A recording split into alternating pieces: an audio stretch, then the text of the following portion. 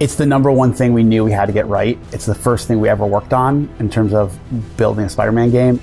It's all come together from like prototype phase to now you really get that sense of speed with the visual effects that are there. Similar to what we talk when we talk about combat. We want you to feel great instantly when you pick up the controller, but over time you start to see the complexity, start to see the depth.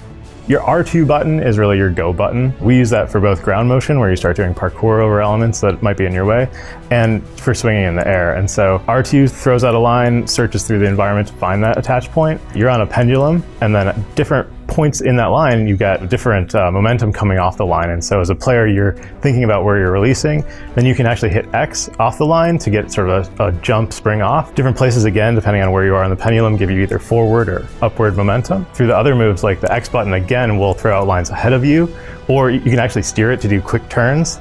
And they attach to buildings as well and pull you in a particular direction.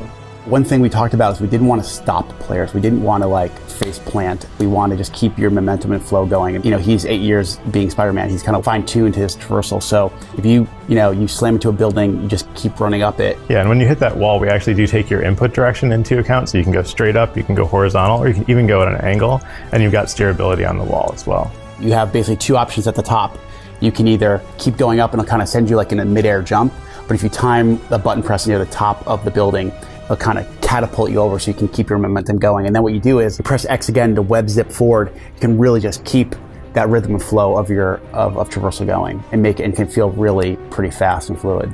When you're above the building line, if you're too far above, there's nothing to attach to, and so we don't want anything to happen. But it doesn't make sense that you would just be stuck up there waiting to fall, right? You're Spider-Man, and so you can actually sort of throw a line down, get a pull down into the building line. And you do have like a, is it L3? Yeah, so the L3 button actually sends you to a free fall dive, and that's one of the ways to get a lot of momentum pretty quickly. There's also L2 and R2 together will zip you to a perch. So you actually throw out a line to a particular environment object, like a lamppost or something like that. Yeah, lamppost, water towers, different signs in the city. Yeah, and so then you'll follow those lines in, and if you hit, again, the X button, it's a lot of really simple button combinations that you can chain together. That X button will throw you off of that perch with, again, a boost of momentum.